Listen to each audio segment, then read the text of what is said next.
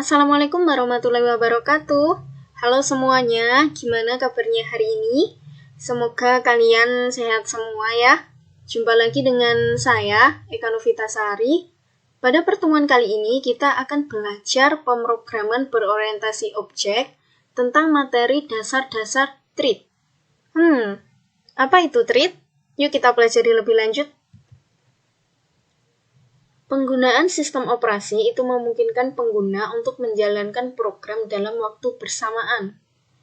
Kalian pernah nggak sih ketika kalian mengerjakan tugas di MS Word, kalian juga buka YouTube untuk mendengarkan musik? Pasti kalian pernah kan ya? Kalau nggak gitu, ketika kalian kelas online di Google Meet, kalian buka-buka WhatsApp. Nah, itu merupakan proses treat. Tanpa sadari kalian telah melakukan proses treat. Apa itu pengertian dari treat? Treat itu adalah suatu potongan program yang dapat dijadwalkan oleh sistem operasi. Treat ada di program itu minimal ada satu, yaitu disebut dengan main treat. Dalam Java, treat itu didefinisikan di dalam paket java.lang. Lebih singkatnya, treat itu rangkaian sebuah eksekusi dalam sebuah program. Dapat dianalogikan seperti ini. Pada rangkaian kereta, dia kan punya gerbong-gerbong. Nah, setiap gerbong itu dia melakukan proses eksekusi. Kurang lebih seperti itu ya, mengenai analogi tentang treat. Nah, ini jadi treat itu juga punya life cycle nih, atau siklus hidup. Jadi ada new, runnable, running, waiting, dan yang terakhir did. Kita bahas satu-satu ya. New, apa itu new? Ketika kita membuat treat atau ketika treat itu dibentuk, itu adalah new. Dia berada pada state new. Kemudian, ketika kita start, maka proses itu akan berubah menjadi runnable. Ingat, di runnable itu tidak bisa menjalankan apapun, karena treat schedule belum dijalankan. Untuk menjalankannya, maka kita harus run dulu. Nah, setelah run, maka dia akan masuk ke proses running, di mana treat dijalankan akan berfungsi dan aktif sebagaimana mestinya. Kemudian setelah itu, dia bisa ke waiting atau bisa langsung ke akhir treat, did. Di waiting ini, dia akan menunggu proses selanjutnya. Apakah dia kembali ke runnable atau dia selesai. Di sini bisa terjadi macam-macam.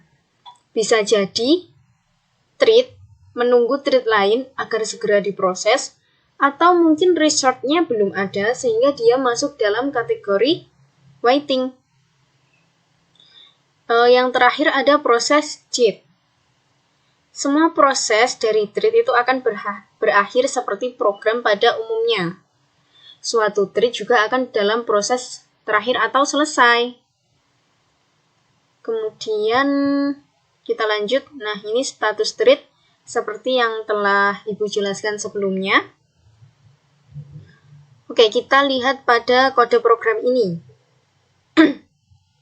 Jadi, pada proses satu ini, dia berada pada state new. Kenapa? Karena disinilah treat itu dibentuk. Pembuatan objek treat. Yang kedua, dia berada pada state start. Memanggil objek dengan start. Kemudian yang ketiga, dia berada pada posisi running. Kenapa? Karena di sini run itu dipanggil dan dia menjalankan fungsi sebagaimana mestinya. Kalau di sini kan dia memunculkan output ini ya, proses satu berjalan. Kemudian kalau yang di kelas proses 2 ini proses 2 berjalan. Yang keempat ada sleep. Apa maksudnya dari sleep ini? Jadi kalau sleep, dia itu masuk ke state block. Dia menunda proses 1 berjalan itu selama 300 milisecond. Sekarang kita coba ke latihan treat. Untuk membuat treat itu ada 2 cara. Yang pertama, dengan mengextend kelas treat dan menggunakan metode run. Yang kedua, dengan mengimplementasikan interface runnable. Untuk latihan ini kita pakai cara yang pertama, mengextend kelas treat dan menggunakan metode run. Pada kode program ini ada 3 kelas. Ada kelas main, kelas proses 1, dan kelas proses 2. Kita ingin memunculkan proses 1 berjalan dan proses 2 berjalan. Untuk tahu gimana jalannya program antara proses 1 dan proses 2, kita pengen proses 2 berjalan dulu nih. Gimana caranya? Caranya dengan menunda proses 1 berjalan, yaitu dengan menggunakan metode sleep. Kemudian kita panggil proses 1 dan proses 2 ini di main class. T1 dan T2 ini adalah nama objek treat-nya. Kemudian kita panggil di start. Kita coba run program ini. Nah, ini dia outputnya sudah muncul ya. Ini dia proses 2 berjalan lebih dulu, meskipun kita memanggil proses 1 dulu di start. Kenapa? Karena kita menunda proses 1 berjalan dengan metode sleep. Sehingga output dari proses 1 berjalan ini akan dijalankan jika sleep 300 milisekund ini dia sudah selesai. Latihan selanjutnya, kita akan membuat treat dengan menggunakan cara implements runnable. Pada kode program ini ada 2 kelas. Yang pertama ada kelas main dan yang kedua ada kelas worker runnable. Di kelas worker runnable ini sama dengan latihan sebelumnya. Ada metode public void run. Kemudian ini untuk outputnya nanti. Yang di main, ini yang membedakan antara extend treat dengan implement runnable. Jadi di sini kita menginstansi dahulu runnable-nya. Jadi namanya itu worker. Kemudian baru kita membuat treat-nya, objek treat-nya. Kalau di sini kan ada 2 ya, ada worker treat 1 dan ada worker treat 2. Selanjutnya, objek tersebut kita panggil di start. Kemudian kita jalankan kode programnya.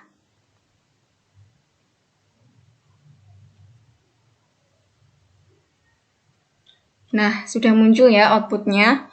Ini ada 2 output karena kita manggilnya 2, worker treat 1 dan worker treat 2.